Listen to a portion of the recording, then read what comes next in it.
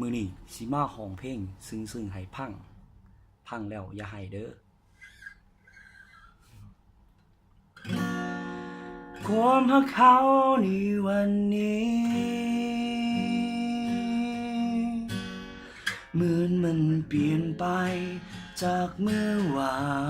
นจากที่เคยมองตาแล้วซึ้งใจ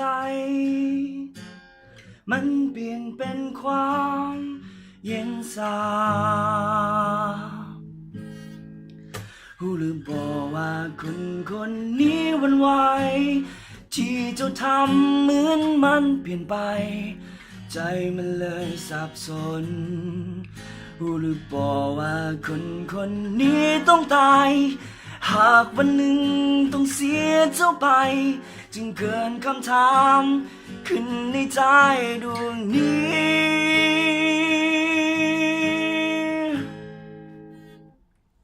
ซึ่งวะ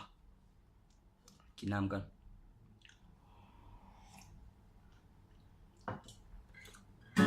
วันนี้จะยังหากันบอกและต่อไปนี้จะยังเหมือนเดิมบอกใจสั่นไหวเมื่อหลับตาลงข้างใดหวั่นไหวเมื่อตื่นมาต้องเสียเจ้าไปหวังว่าที่ซึ้งเด้อ